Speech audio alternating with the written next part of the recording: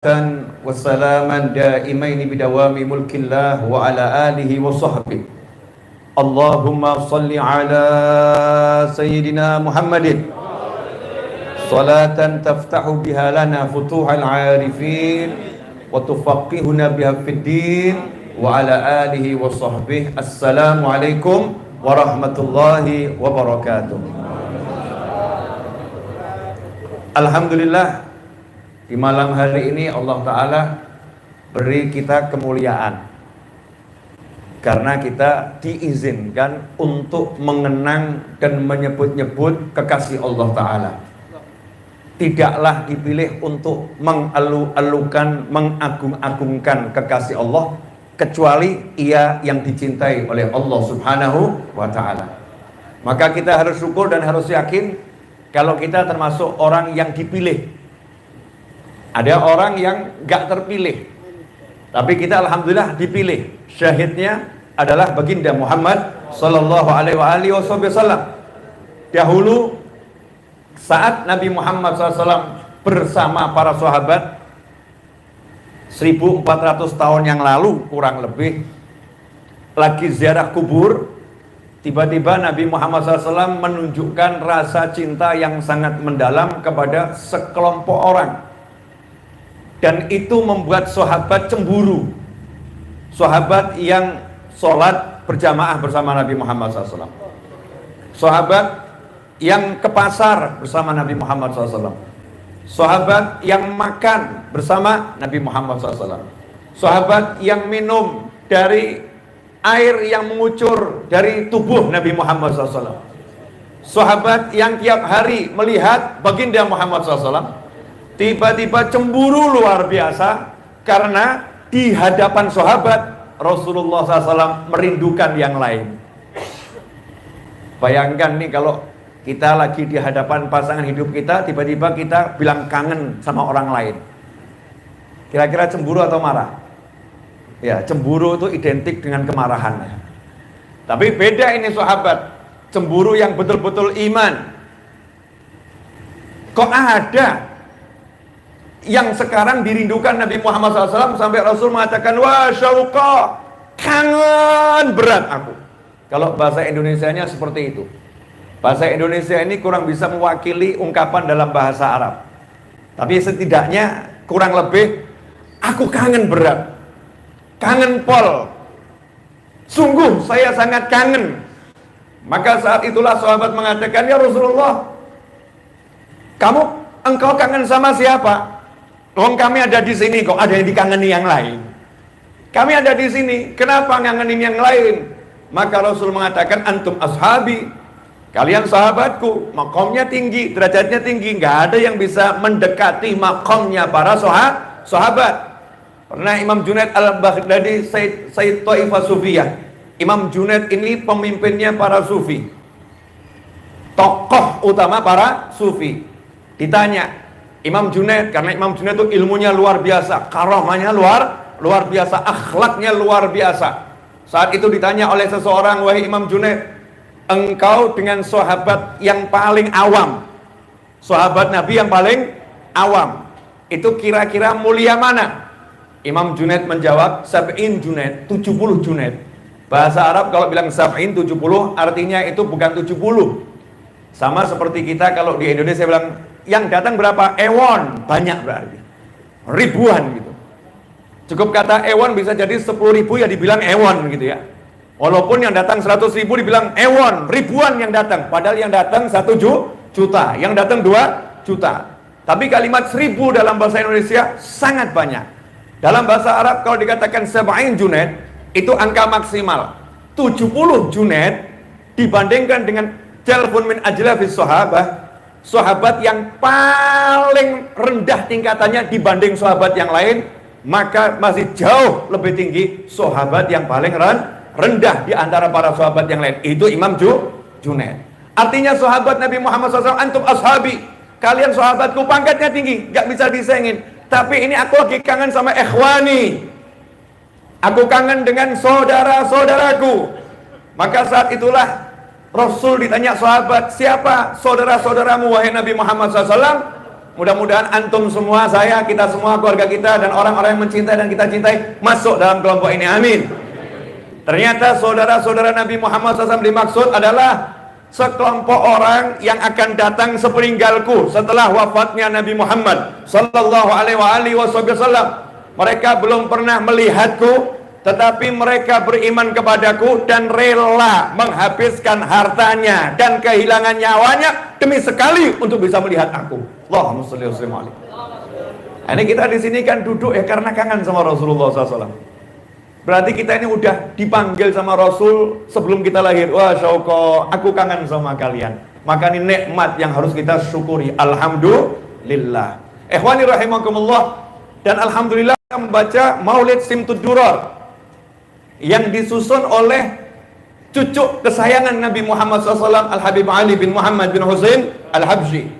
Yang di zamannya Rasul mengatakan, orang yang paling aku cintai di zaman ini adalah Ali bin Muhammad Al-Habsyi, yang sangat dicintai oleh Nabi Muhammad SAW. Apa keistimewaan Simtud Duror ini? Habib Ali mengatakan dalam salah satu kalamnya, maulidku ini menjadi penambal kekurangan orang-orang akhir zaman atas karunia-karunia yang diperoleh para wali di zaman dahulu dengan mujahadahnya yang luar biasa. Al-Habib Abdurrahman bin Muhammad As-Segaf satu hari khatam Al-Quran 8 kali, 4 di siang hari, 4 di malam hari. Al-Habib Abdullah bin Alwi Al-Haddad waktu masih playgroup-nya itu sholat sunnah 100 sampai 200 rakaat. Lagi beliau keliling masjid-masjid yang ada di kota Tarim, padahal beliau tunanetra. Beliau masuk masjid, sholat sunnah 2 rakaat tahiyatul masjid, kemudian pindah ke masjid yang lain, tabarukan, pengen cari barokahnya masjid. Padahal masjid di kota Tarim sebanyak hitungan hari dalam 1 tahun, dan itu dilakukan tiap hari oleh Habib Abdullah bin Alwi Al-Haddad radhiyallahu anhu.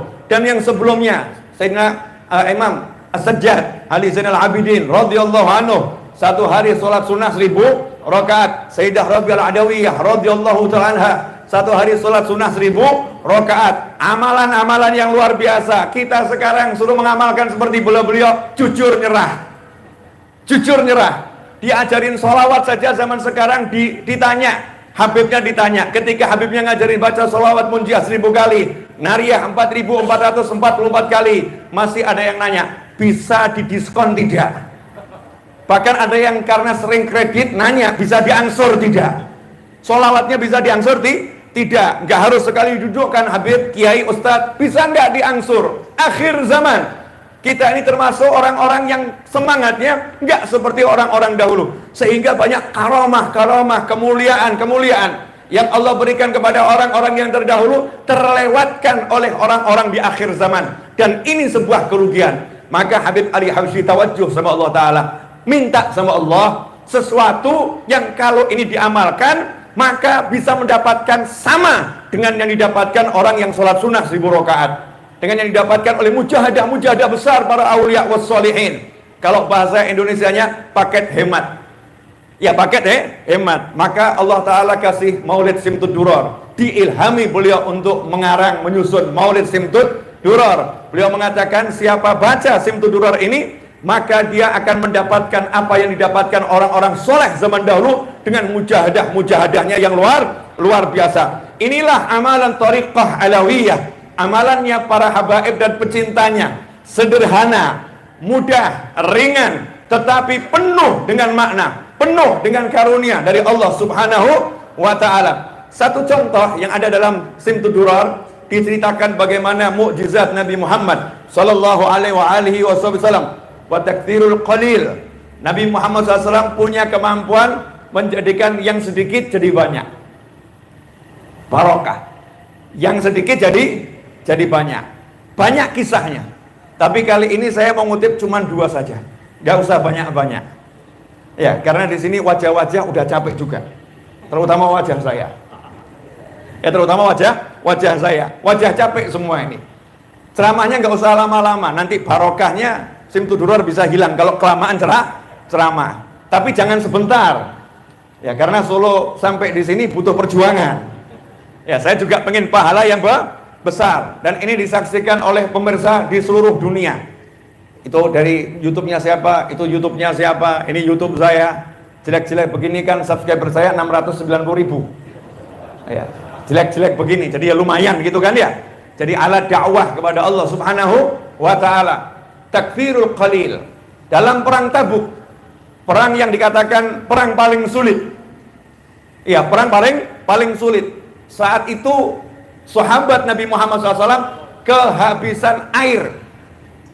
Sampai-sampai onta itu disembelih untuk diambil air di dalamnya, diminum bagian dalamnya, sehingga kendaraan berkurang.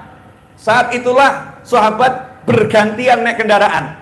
Fulan naik dulu yang satu jalan, nanti berapa kilo gantian, kamu naik saya jalan, gantian seperti itu. Sampai akhirnya udah nyerah, minta izin pada Nabi Muhammad SAW untuk disembelihin hewan-hewan ini, mau diambil airnya. Maka diizinkan oleh Nabi Muhammad SAW. Begitu Sayyidina Umar bin Khattab radhiyallahu ta'ala anhu melihat sahabat mendapat izin dari Nabi Muhammad SAW, Sayyidina Umar mengatakan jangan dulu, jangan lakukan. Nah, kenapa Sayyidina Umar mengatakan jangan lakukan itu? Karena Khalifah Umar bin Khattab radhiyallahu anhu mengerti kalau nanti disembelih semua unta-unta ini jalan kaki semua, repot juga, ini masalah baru. Ini masalah baru. Dan beliau paham bahwasanya baginda Muhammad sallallahu alaihi wasallam ciptaan Allah yang paling agung, yang paling mulia, punya mukjizat yang luar biasa. Tapi Rasulullah enggak suka pamer mukjizat. Baginda Muhammad SAW enggak obral-obral pamer mukjizat. Enggak dikit-dikit saya punya mukjizat, saya punya mukjizat. Enggak seperti itu. Innama ana Abdullah wa rasuluh. Aku adalah hambanya Allah dan Rasulnya. Aku kama yaqul abad. Aku makan sebagaimana budak makan, makannya di lantai. Selalu Nabi Muhammad sallallahu alaihi wasallam menunjukkan kemanusiaan beliau sallallahu alaihi wasallam. 3 hari enggak makan, 3 hari lapar, Rasul enggak mengeluh sallallahu alaihi wasallam. Sebagaimana yang diceritakan, sebelum saya lanjutkan kisah tersebut, Sayyidina Abu Bakar berada di masjid. Saat itu bertemu dengan Sayyidina Umar bin Khattab radhiyallahu taala anhu. Maka ditanya oleh Sayyidina Umar bin Khattab radhiyallahu taala anhu, "Kenapa engkau hari ini ada di masjid? Ini bukan jamnya kamu biasa duduk di masjid." Maka Sayyidina Abu Bakar radhiyallahu anhu mengatakan, "Ma akhrajani wallahi, demi Allah, gak ada yang buat aku keluar ke masjid kecuali karena aku udah kelaparan yang luar biasa." Sayyidina Abu Bakar As-Siddiq radhiyallahu anhu. Karena biasanya sahabat kalau mau makan datang ke masjid cari teman. Ayo siapa yang mau makan? Ayo siapa mau makan? Gak ada yang makan sendiri. Hanya bukhala yang makannya sendiri. Orang pelit yang makannya sendiri. Sahabat berusaha cari temannya, diajak makan bersama. Maka Sayyidina Umar pun ditanya sama Sayyidina Abu Bakar As-Siddiq radhiyallahu anhu, "Lah kamu keluar sekarang ngapain?" "Sama, saya keluar juga kelaparan." Dua-duanya ini keluar bukan di jamnya mereka ke masjid. Maka nggak lama kemudian Nabi Muhammad SAW buka pintu rumahnya, masuk ke dalam masjid. Bukan di jamnya Nabi Muhammad SAW masuk ke dalam masjid. Lihat dua sahabatnya. Maka Rasul SAW bertanya, "Ma akhrajakuma? Apa yang buat kalian keluar ke masjid di saat ini? Ini bukan jamnya kalian keluar ke masjid."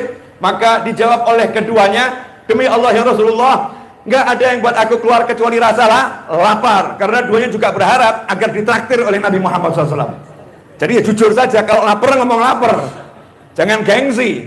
Nabi Musa dan Nabi Khidir alaihi wassalam lapar, mau meninggal kalau nggak makan, ketuk satu kampung minta makan. Disebutkan dalam Al-Quran, diceritakan oleh Allah Subhanahu wa ta'ala. Ini urusan lapar, urusan nyawa. Maka saat itulah Nabi Muhammad SAW menyatakan, "Demi Allah, tidak ada yang buat aku keluar kecuali sama dengan yang buat kalian keluar. Aku juga sudah sekian lama nggak makan dan kelaparan. Ayo ikut saya." Ya, ke rumahnya Abu Ayyub Al-Ansari radhiyallahu taala anhu. Nabi Muhammad SAW biasa ke tempatnya Abu Ayyub Al-Ansari radhiyallahu taala anhu. Karena yang pertama kali tinggal Nabi di Madinah di rumahnya Abu Ayyub Al-Ansari. Maka Abu Ayyub Al-Ansari setelah Nabi SAW punya rumah, Abu Ayyub Al-Ansari tiap hari masak buat Nabi Muhammad SAW. Kalau Rasul nggak datang, masakan itu dibagi-bagikan kepada keluarganya, kepada yang lain. Kalau Rasul datang, ya dimakan oleh Nabi Muhammad SAW. Pagi itu Rasulullah nggak datang, maka makanannya dibagi oleh Abu Ayyub Al-Ansari radhiyallahu taala anhu. Nggak lama di siang hari datanglah baginda Muhammad SAW bersama Sayyidina Abu Bakar dan Sayyidina Umar radhiyallahu taala anhuma. Maka saat itu istrinya Abu Ayyub Al-Ansari mendengar kedatangan Nabi Muhammad SAW, mengucapkan, "Selamat datang wahai Rasulullah. Ini bukan jamnya biasa engkau datang ya Rasulullah." Rasul mengatakan, "Betul, ini bukan jamnya biasa aku datang. Maka Abu Ayyub Al-Ansari yang mendengar di kebun kedatangan Nabi Muhammad SAW langsung lari menyambut Nabi Muhammad SAW dan mengatakan, ya Rasulullah, mau korma, ya, mau kambing, dijamu oleh Abu Ayyub Al-Ansari radhiyallahu ta'ala anhu. Nabi juga tidak gengsi, saudara-saudara. Kalau memang lapar dan ini sahabat yang dicintai, Rasul pun mengatakan, baiklah, ambilkan kambing tapi jangan yang menyusui. Ya, jangan menyusui. Maka saat itulah Abu Ayyub Al-Ansari ambil korma, bukan korma yang matang yang diambil, tapi semua jenis korma. Satu tangkai diambil semua. Menghadap pada Nabi Muhammad SAW, ya Rasulullah, ini ada kormanya. Ya, ini ada korma yang masih mentah. Ini ada korma setengah matang ya Rasulullah. Maka Rasul menyatakan, kenapa enggak korma matangnya saja? Maka Abu Ayyub menjawab, servis ya Rasulullah, mana yang kamu suka biar dimakan. Jadi bukan yang saya suka, tapi mana yang kamu suka wahai Nabi Muhammad SAW. Ini diincipin, ini diincipin, ini diincipin. Maka Abu Ayyub Al-Ansari radhiyallahu ta'ala anhu memerintahkan istrinya buat roti gandum yang fresh. Kemudian memasak atas perintah Nabi Muhammad SAW. Kambing dibagi menjadi dua bagian. Yang sebagian dibuat daging bakar, yang sebagian dibuat marok pakai kuah. Nabi Muhammad SAW menunggu. Begitu masakan dihidangkan sudah matang, maka Nabi Muhammad SAW mengambil roti, mengisinya dengan daging, melipatnya, kemudian mengatakan pada Abu Ayyub Al-Ansari radhiyallahu ta'ala anhu, tolong bawa ini ke rumah Fatimah, karena udah sekian hari dia tidak makan, sama seperti aku. Ikhwani rahimakumullah, Nabi Muhammad SAW gak suka pamer mukjizat. Beliau menahan rasa lapar, tapi ketika umat membutuhkan, maka Nabi SAW akan menunjukkan kebesarannya di sisi Allah Subhanahu wa ta'ala. Maka di hari itu saat perang Tabuk, ketika Sayyidina Umar melihat onta-onta akan disembelih yang tersisa, maka beliau menghadap kepada Nabi Muhammad SAW. Paham Rasulnya punya mukjizat, paham Rasulnya yang paling mulia, paham Rasulnya yang paling utama. Maka saat itulah Sayyidina Umar radhiyallahu ta'ala anhu menyatakan kepada baginda Muhammad SAW, ya Rasulullah, usul, bagaimana kalau engkau perintahkan sahabat mengumpulkan sisa makanan yang dimiliki? Ide yang gak masuk akal. Ngumpulkan sisa makanan. Yang punya satu korma, kumpulkan. Yang punya setengah korma, kumpulkan. Yang punya remukan roti, kumpulkan. Yang punya jagung sedikit, kumpulkan. Semua suruh kumpulkan. Ide itu diterima oleh Nabi Muhammad SAW. Sayyidina Umar berkata, nanti kalau udah kumpul ya Rasulullah, engkau doa berkatin. Setelah itu biar dibagi ya Rasulullah. Yakin nanti akan jadi banyak. Yakinnya Umar bin Khattab radhiyallahu ta'ala anhu kepada Nabi Muhammad sallallahu alaihi wasallam. Apa yang terjadi? Rasul pun menghamparkan hamparan, memerintahkan sahabat untuk mengumpulkan makanan yang tersisa, dan ternyata terkumpul gak banyak, sedikit.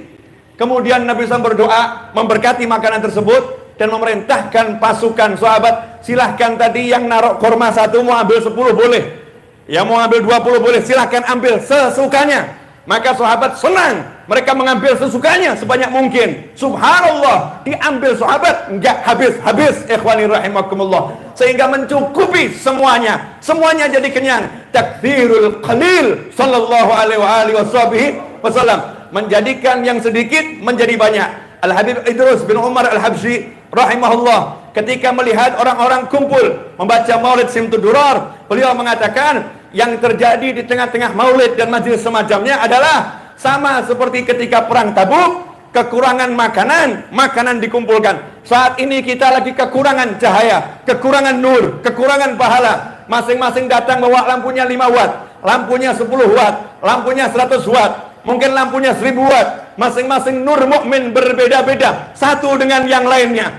Tapi begitu masuk majelis maulid, semuanya membaca maulid, semuanya mengikat hati dengan Nabi Muhammad SAW. Ja'ar Rasul sallallahu alaihi wasallam, maka Rasulullah datang dan memberkati sehingga semuanya keluar dengan cahaya kumpulan tadi yang besar dari Nabi Muhammad sallallahu alaihi wasallam. Hada ma'nal barakah. Inilah namanya berkahnya majelis. Karena itu nggak bisa diukur.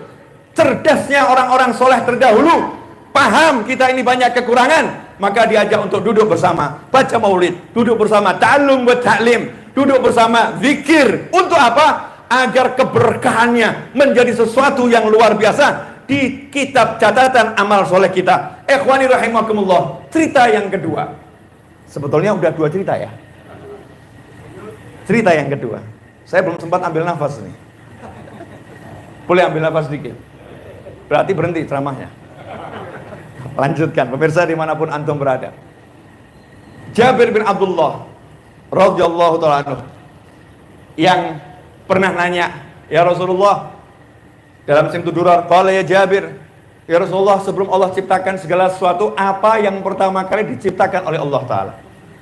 Maka Rasul menjawab SAW, qala ya Jabir, inna Allah khalaqa qabla al-asya'i nura nabika Muhammadin sallallahu alaihi wasallam min nurih. Rasul bersabda, wahai Jabir, ketahuilah sesungguhnya sebelum menciptakan segala sesuatu, Allah telah ciptakan cahaya Nabi Muhammad SAW min nurih, dari cahayanya Allah Subhanahu wa ta'ala. Makna hadis ini membuat orang-orang yang punya akal kebingungan dan gak pernah bisa menjelaskan makna yang sebenarnya, sampai sekarang menjadi perbincangan. Dan Nur Muhammad sallallahu alaihi wasallam, apa artinya min nurih, dari cahayanya Allah Subhanahu wa ta'ala. Ikhwani rahimakumullah, saya nggak akan bahas ke sana. Tapi yang mau saya bahas, ketika menggali parit Khandaq, sama ketika menggali parit Khandaq, Nabi SAW kelaparan sampai perutnya diikat, kasih batu diikat, lapar. Ada satu masalah, ada batu besar. Lihat Nabi Muhammad SAW, Rasul nggak menunjukkan mukjizat dulu. Sahabat disuruh kerja dulu. Gali, cangkul, pakai linggis, pukul. Tapi begitu semuanya menyerah, ada batu besar, gak bisa ya Rasulullah, gak bisa. Maka Nabi Muhammad SAW yang dalam keadaan lapar, perut diikat batu, diikatkan di perut pakai tali. Nabi SAW mengambil linggis, kalau bahasa kita sekarang, dipukulkan santai, mukulnya santai. Tapi begitu batu ini kena linggis dari tangan Nabi Muhammad SAW, hancur menjadi debu. Nah setelah itu sahabat paham, kelihatan ini Rasulullah belum makan ini SAW. Yang nggak pakai disuruh pulang ke rumah, nanya sama istrinya, punya apa?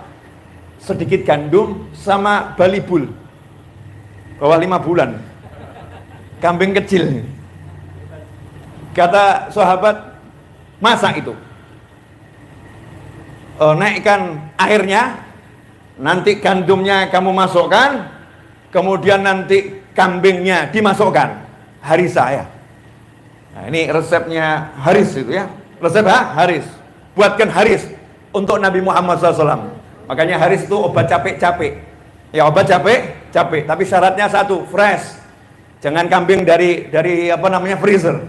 Kalau kambing dari freezer bawa penyakit itu udah lama ya, udahlah lama. Yang fresh, yang masih seger. Makanya orang makan daging kambing kena sakit karena nggak sesuai sunnah Nabi Muhammad sallallahu alaihi wasallam. Rasul pakai ilmu, nggak asal kambing.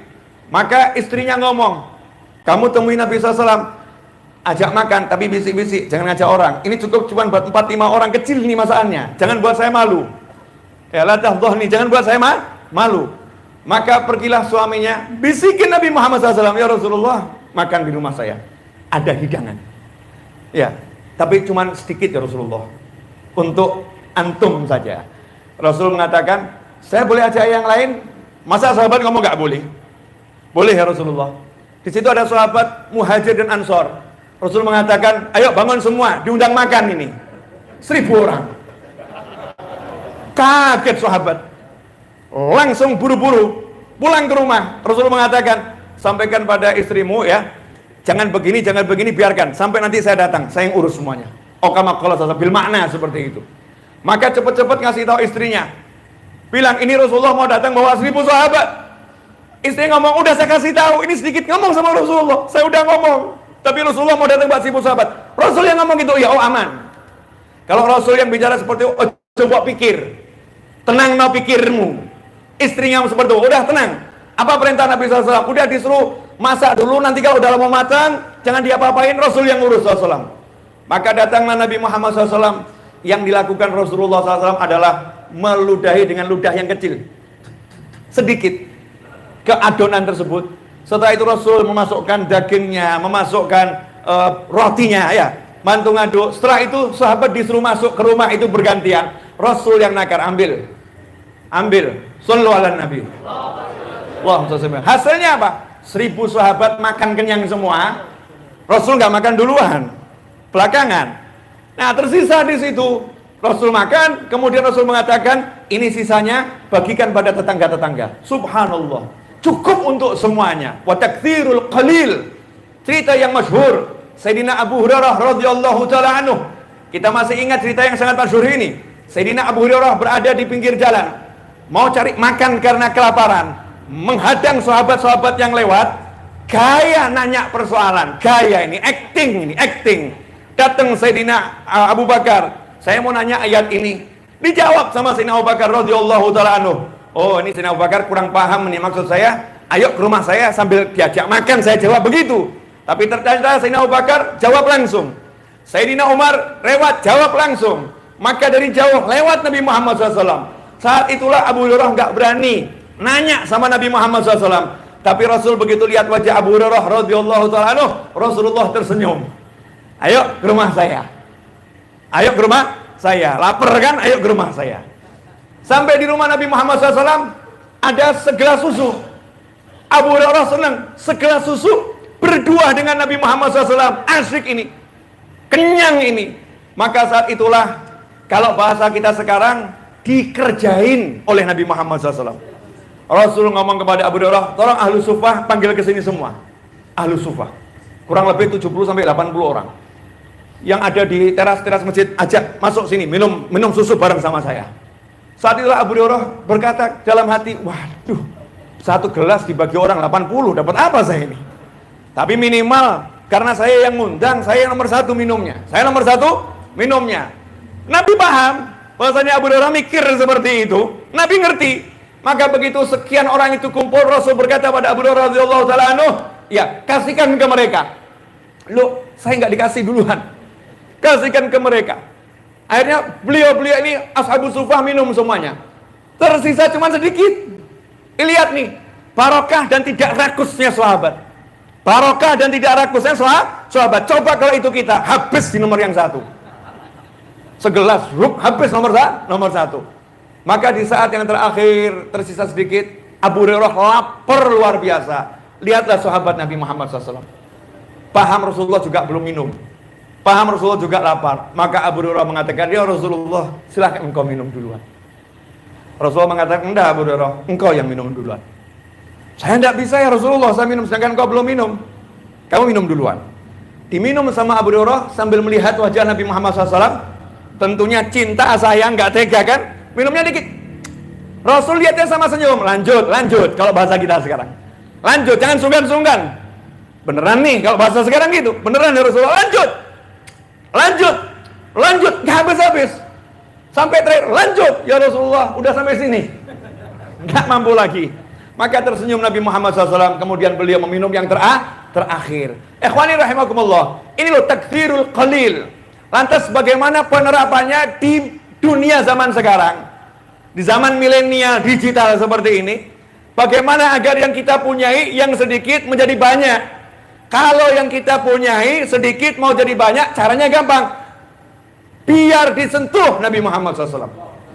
Kalau disentuh Rasulullah SAW, nanti barokah. Jadi banyak. Bagaimana caranya agar disentuh oleh Nabi Muhammad SAW? Caranya nomor 1, iman dulu, yakin dulu. Al-madad fil mashhad. Allah ngasih sesuai keyakinanmu. Kalau nggak punya keyakinan, nggak akan dapat. Karena ini urusannya semua gaibiyah. Hal yang gaib, keimanan, nggak teori. Bukan teori-teorinya orang angka 1 tambah 1 sama dengan 2, bukan. Ini masalah iman. Rasul akan memberkati dan jadi banyak. Seperti seorang sahabat yang orang tuanya meninggal dunia. Oh, cerita lagi nih. Panjang udah. Nanti untuk episode berikutnya kisahnya harus saya potong. Kalau enggak nanti kesana lagi ceritanya itu. Banyak soalnya itu. Takdzirul qalil. Gimana caranya biar diberkati Nabi Muhammad SAW? Simple. Contoh, punya rumah. Pernah enggak kita undang Nabi SAW masuk rumah kita? Sahabat punya rumah, buat musola. Untuk sholat di situ sahabat Nabi Muhammad SAW karena memang udah tua renta. jalan ke masjid udah nggak bisa karena memang jalannya udah rusak karena banjir. Minta izin sama Nabi SAW untuk sholat di rumah. Tapi pengen buat musola di rumah, khusus tempat untuk sholat. Sahabat lapor pada Nabi SAW, ya Rasulullah, tolong ke rumah saya. Sholatin dulu tempat sholatnya. Sholatin dulu tempat sholatnya. Datanglah Nabi SAW. Sholat di situ. Setelah itu sarapan pagi. Sholat duha berjamaah dengan sahabat. Setelah itu disuguhin sarapan pagi. Nabi SAW lihat sahabat, ngundang Nabi Muhammad SAW. Lah ketika kita punya kantor, ketika kita punya rumah, apakah terfikir pertama kali kita menginginkan Nabi Muhammad SAW yang masuk ke rumah kita? Makanya kalau orang-orang dulu yang dipikirkan bagaimana Rasulullah masuk rumah saya. Makanya muncul begitu mau bangun rumah, pondasinya pertama kali minta air buat pondasinya kepada ulama, orang soleh, habaib, kiai. Tolong air doa, saya mau cor pondasi ini biar barokah. Bayangkan pondasinya kena air yang didoain oleh orang-orang yang soleh. Sekarang banyak orang gak peduli dan tidak percaya barokahnya orang soleh. Cor pondasi, cor saja tanpa berpikir minta berkahnya orang-orang soleh. Orang dulu begitu rumahnya jadi, mau buka pintu rumahnya gak dibuka sebelum ibunya yang bukakan.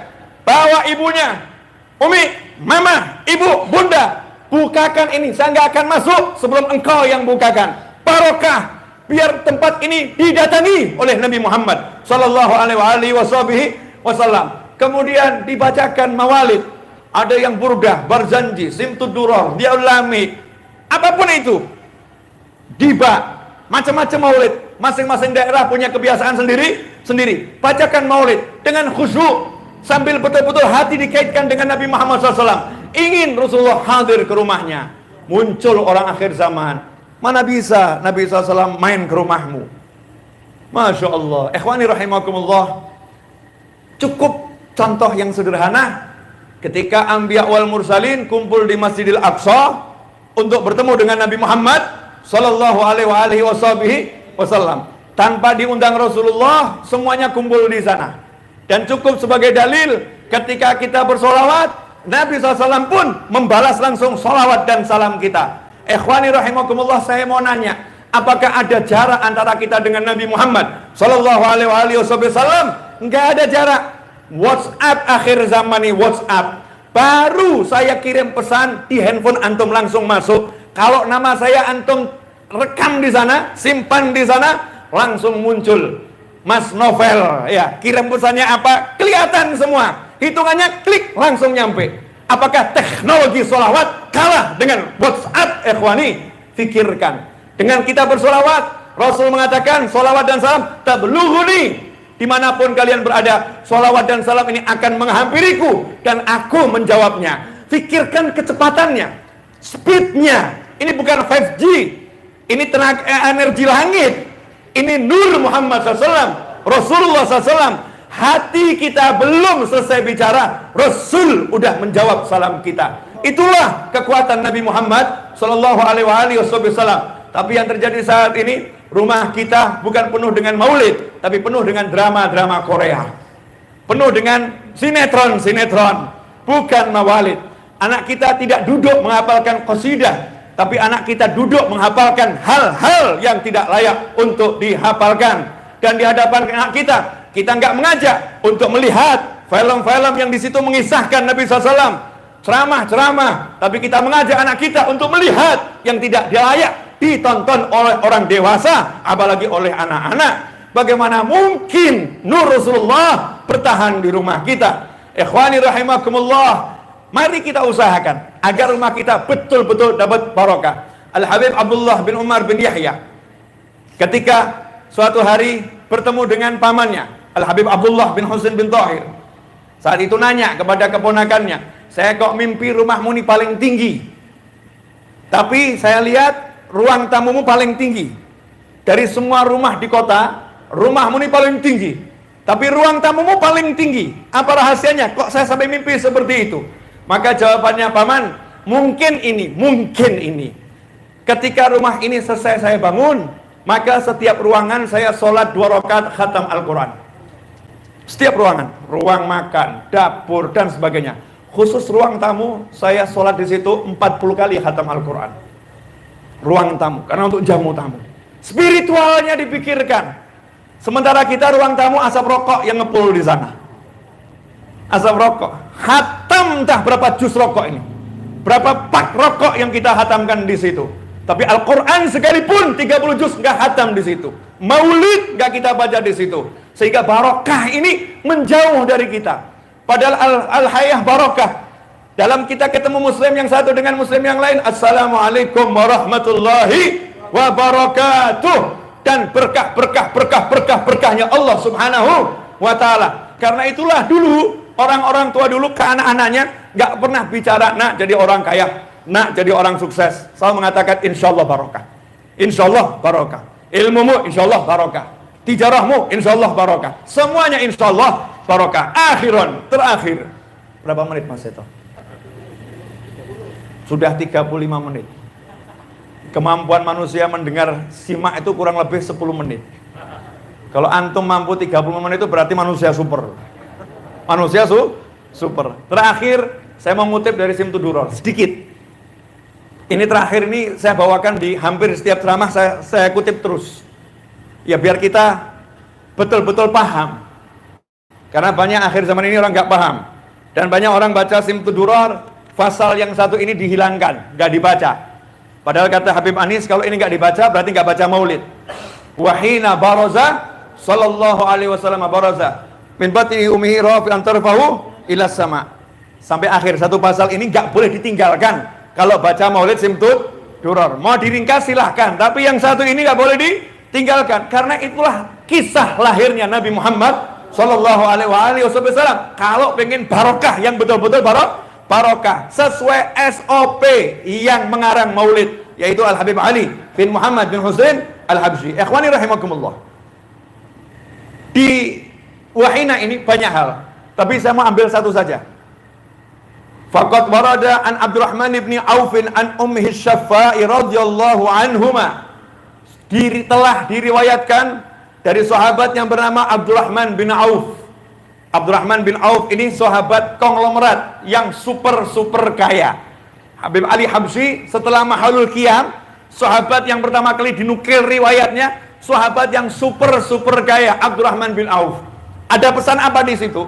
Kita mau dikasih tahu kenapa Abdurrahman bin Auf bisa kaya raya berkah, hartanya berlimpah dan gak susah payah carinya. Sayyidina Abdurrahman bin Auf, dan dijamin masuk surga oleh Nabi Muhammad sallallahu alaihi wasallam. Apa rahasianya? Ternyata inilah rahasianya.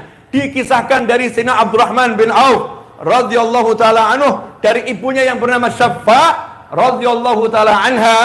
Ibunya namanya Syaffa atau di riwayat bisa dibaca Syifa. Dua-duanya boleh.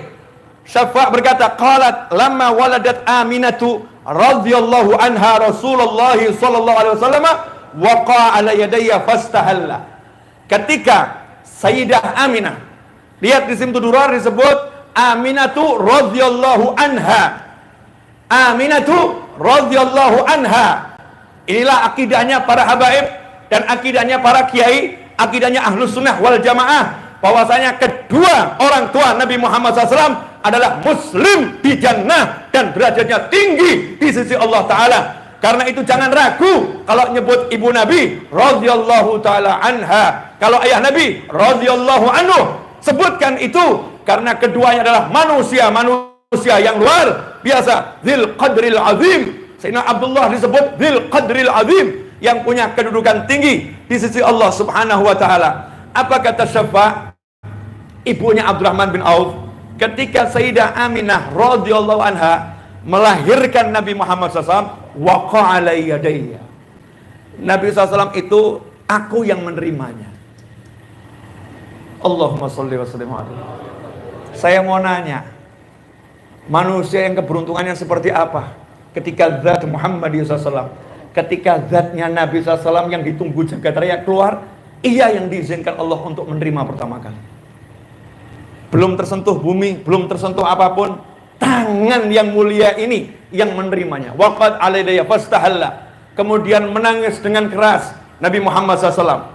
Atau ada pula yang mengartikan kemudian Rasulullah SAW bersin. Ada istihlal bersin, ada istihlal artinya menangis dengan keras.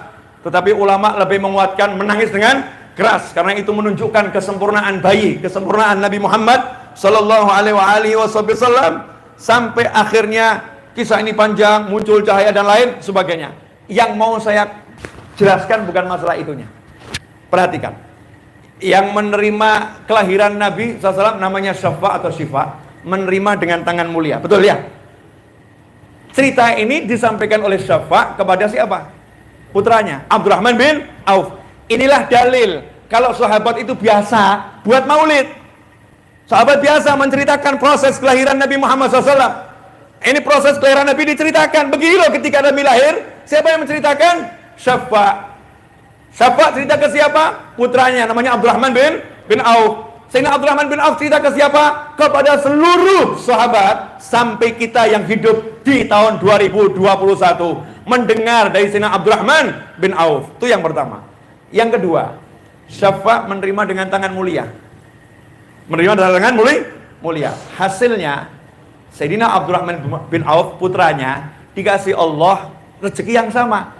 Kalau ibunya menerima dengan tangan yang mulia jasad Nabi Muhammad SAW, maka anaknya dapat keberkahan, tangannya barokah, didoakan Nabi Muhammad SAW. Sayyidina Abdurrahman bin Auf itu kalau belanja apapun gak pernah rugi, beli apapun gak pernah rugi. Yang dipegang pasti laku, dan lakunya mahal. Itu kalau dipegang Sayyidina Abdurrahman bin Auf. Sehingga sahabat kalau punya barang, mau beli barang, minta tolong pada Abdurrahman bin Auf. Tolong kamu ke pasar, just tip ya, jasa titip. Nah ini saya mau just tip sama kamu, belanjakan, just tip tapi nggak pakai jasa, ya nggak pakai bayar. Nih just tip udah ada sejak zaman Nabi Muhammad SAW. Dan yang membelanjakan Sayyidina Abdurrahman bin Auf radhiyallahu taala anhu, hasilnya selalu untung. Bagaimana Sayyidina Abdurrahman bin Auf tangannya bisa barokah? Rahasianya adalah karena ibunya tangannya yang pertama kali menerima Nabi Muhammad SAW. Karena ibunya yang pertama kali tangannya menerima Nabi Muhammad SAW. Kemudian lanjutkan tuh hadisnya. Fa'adha'alahu ma bainal masyriqi wal maghrib. Begitu Nabi lahir SAW, kamar itu berubah menjadi cahaya sehingga saya bisa melihat kerajaan Romawi dari dalam kamar Nabi Muhammad SAW.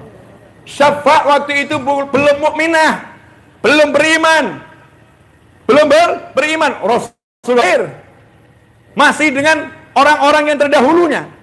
Tapi begitu lihat Nabi SAW, pandangannya Syafa' berubah. Manusia biasa ini dirubah penglihatannya oleh Nabi Muhammad, oleh Allah Ta'ala berkat cahaya Nabi Muhammad SAW, sehingga bisa melihat Romawi yang jaraknya hampir 1000 kilo ada di depan mata.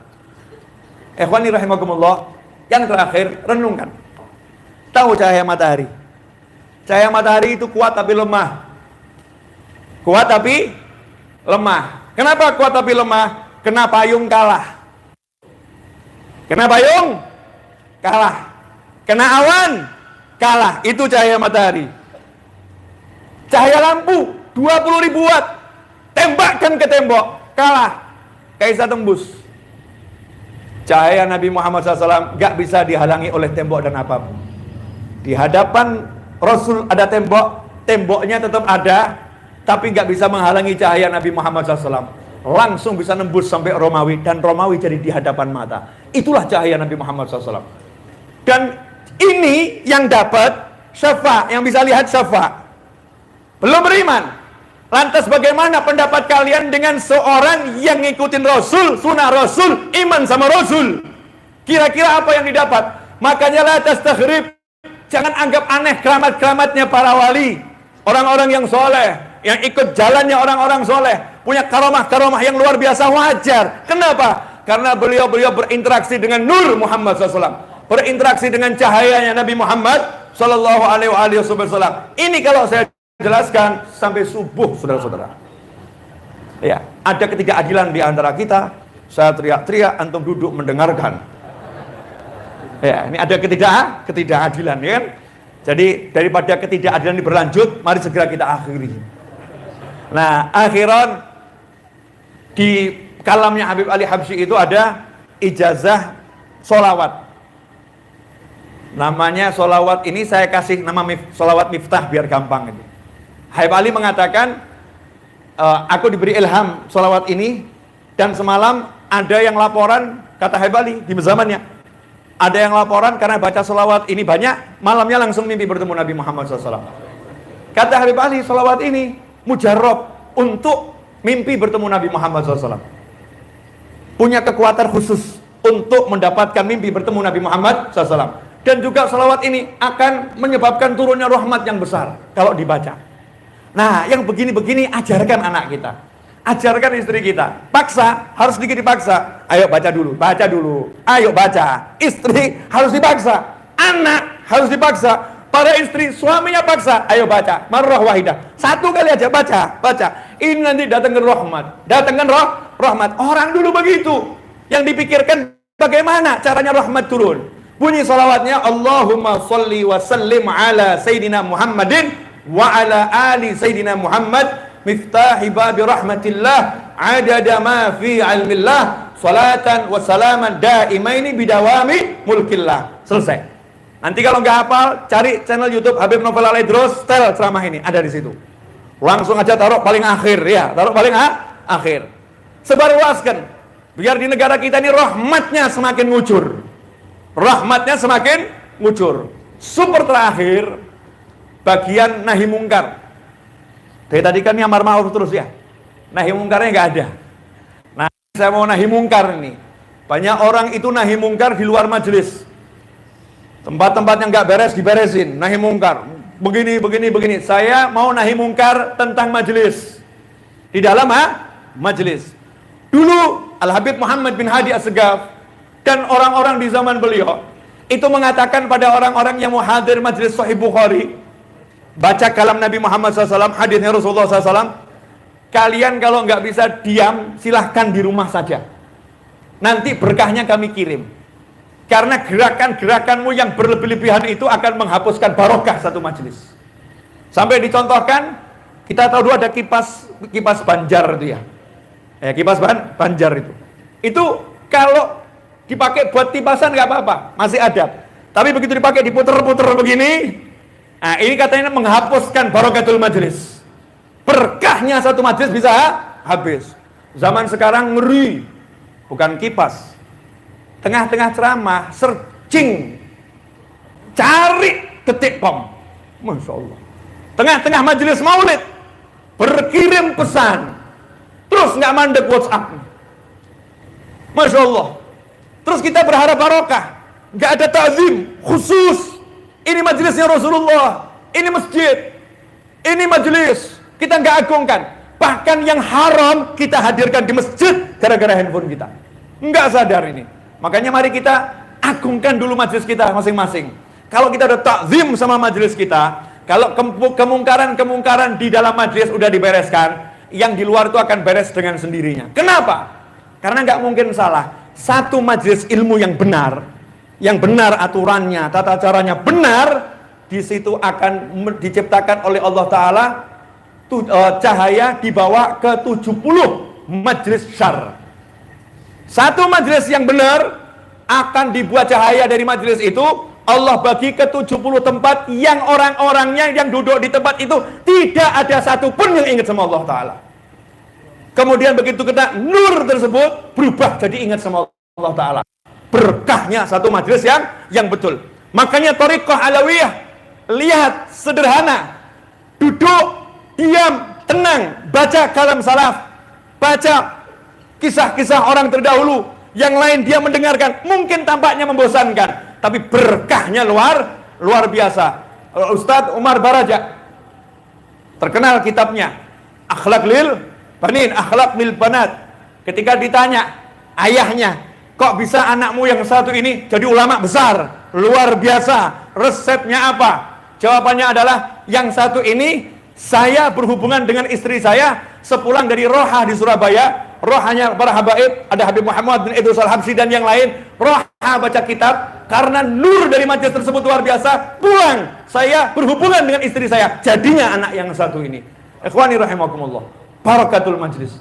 Mari kita cari ya, biar majelis kita gak penting jumlah, mau satu orang, mau dua orang.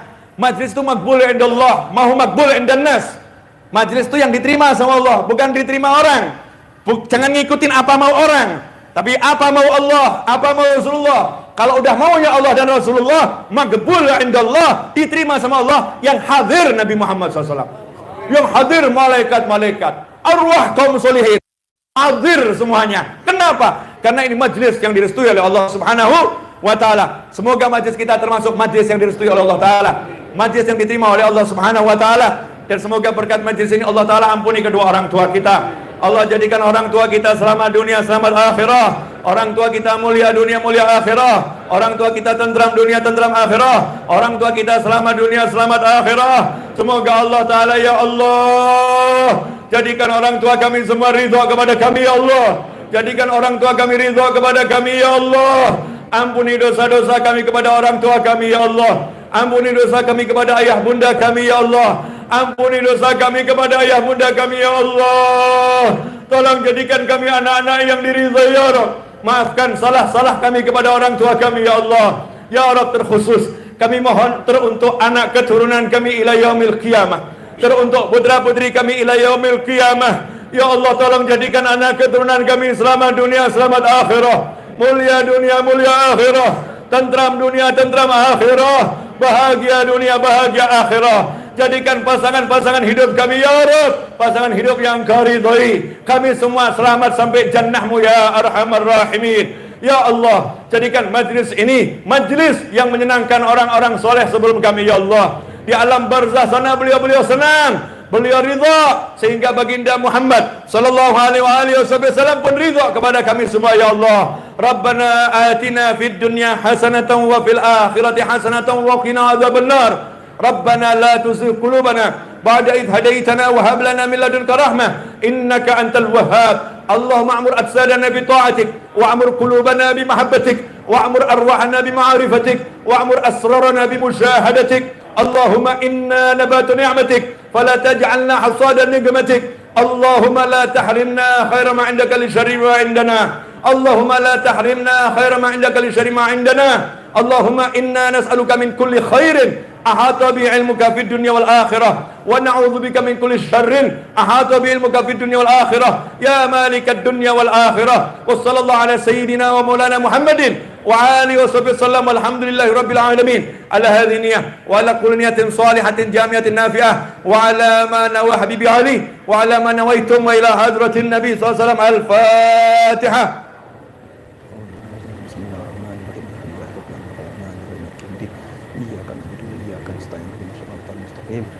Shiratal ladzina an'amta 'alaihim ghairil maghdubi 'alaihim waladdallin. Allahumma shalli wa sallim ala sayyidina Muhammadin wa ala ali sayyidina Muhammad. Rabbana taqabbal minna innaka antas samiul 'alim wa tub 'alaina innaka antat tawwabur rahim. Bi rahmatika ya arhamar rahimin. Wa sallallahu ala sayyidina Muhammadin wa alihi wasallam. Alhamdulillahirabbil alamin.